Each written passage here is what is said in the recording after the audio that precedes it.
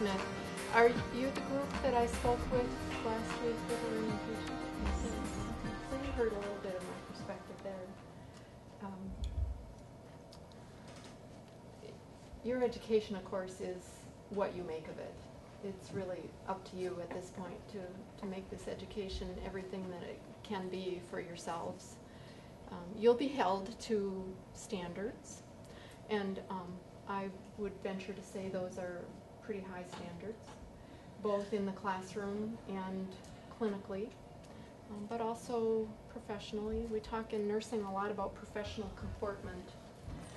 That has to do with your demeanor in terms of the way you present yourself as a professional person, understanding the ethics of practice, understanding the standards of not just the profession of nursing, but a variety of professions within healthcare that professional providers get held to, and we'll be looking for those and holding you to them as you go through your coursework and your clinical. In fact, it's part of the requirements for progression that you demonstrate and maintain and adhere to those standards. And that has to be because you all are out there working with patients, real people in real need, in real healthcare situations, and their safety and the quality of the care that they receive and the quality of their interactions with us as an organization, but with each of you as individuals, is very, very real and a very serious thing. So, so I would just really encourage all of you to aspire to the highest level of professional standards that you can, and to hold each other to that.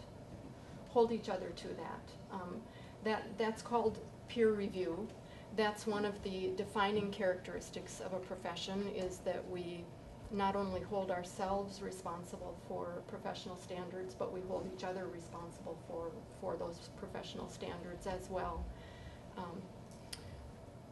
You all are very smart people. Nurses are smart people. You would not be here if you weren't. I think you see that in terms of the admission criteria. You'll be out there working with very smart people in other fields, in other disciplines. And you know, sometimes smart people think they can outsmart systems. Don't do that. It won't serve you well. You really need to think about your entire career trajectory. I'm sure many of you learned going through teen years and adolescent years and young adult years that it sometimes doesn't take much to derail your own personal life. And that's true in your professional lives as well. You really need to hold yourselves to the highest standards possible, and the discipline does that for us. We have a code of ethics that we abide by. We have scopes and standards, and we have licensure, professional licensure, which is a very serious thing. It's a legal status. It can be removed. It does get removed, and it's something that you want to protect because you will work very, very hard to get it, and so you don't want to jeopardize that for yourselves. This is a career that can take you to extraordinary places. You have opportunities in this career to work with people's lives in a level of intimacy that is really almost unimagined by most any other kind of profession or kind of work available to individuals. And with that go, of course, I think very, very special kinds of expectations as to how we do that work. So, did you get a chance to talk to them about your research the other day? Did you get to say anything about that? No, I don't think I have. I think that would be helpful for them to hear as well. Yeah, okay. Well, I've done several kinds of research in my career. That's fine. Yeah, that's fine. I came to nursing with a very strong commitment to women's studies and women's lives, women's rights, equity for women, needing to look at the ways social relation of gender can harm women in their lives and have over the years, and how hard women have worked to correct some of those harms. And that truly came out of some of my very own life experience as a young person growing up, and the ways girlhood harmed me in my own life. And I'm not going to go into the details of that right now, but it did shape my research. And so in my PhD research, it brought me to work with women who had experienced sexual violence in their lives, and what that meant over their learning about themselves as they grew into adulthood, formation of self-development, identity, all of those kinds of things. The harms that it brought to them, as well as the lessons that they learned about themselves, and how they became strong and overcame many of those barriers and hurdles. Through that work, I became very involved with issues of diversity, not just diversity relative to women and gender, but relative to ethnicity, race, culture. All kinds of diversity issues became quite important to me from a human rights point of view. And as a part of that, LGBT issues did as well. For those of you who aren't familiar with that acronym, that's lesbian, gay, bisexual, transgender. And so the most recent research that I've been doing has come directly out of my work with nursing students, especially nurse practitioner students.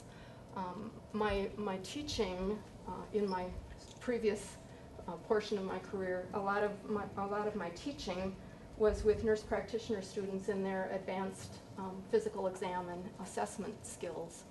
And it became pretty clear to me pretty quickly that missing from the standard literature in nursing is any information about best practices for healthcare needs with LGBT individuals. And I frankly just got very tired of that.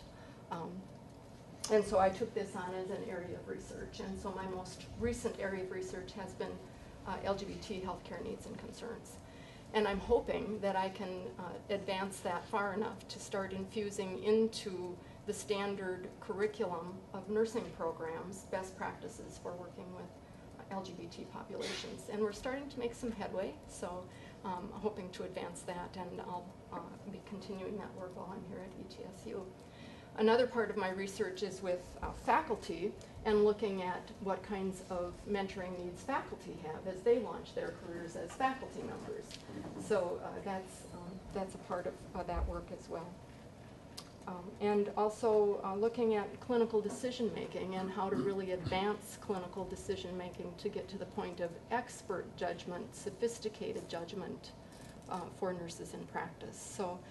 So I have a lot of research interests and areas, but I suspect it's the LGBT that you were most interested in having me share with them here today. So you all might find that some of the values and belief systems that correspond with being a professional in a service discipline such as nursing, which is strongly focused on human rights and access to health care for all, some of those values might come up against religious perspectives or spiritual perspectives that you hold. That will be for you to sort out. That will be for you to sort out and try to determine how do you distinguish between your spiritual life and your professional life in some cases, or in other cases, how do you find ways to really strongly bring those together. So those aren't answers that we can necessarily give you from a personal perspective, but we can, from a professional perspective, share with you that we provide health care to all people, regardless of their background, regardless of how their life context comes together, regardless of their relationship status or of their choices that they make in their life. So we provide health care for incarcerated people, for substance users, for the very, very severely impoverished, for homeless people, for pregnant adolescents, for people who might make a decision to terminate a pregnancy. If that's the decision they make, we still provide their health care. So all of those might come up against some real ethical dilemmas in some ways, and they do for all of us all the time. Those are the kinds of mature judgment, decision-making, thinking processes that we're called upon. So I hope you all will engage fully in that, and be willing to take that on, because not taking it on means we're also refusing health care to someone in need. And that is a direct violation of our professional standards. So that's as much as I'll say. Thank you so much. Yeah.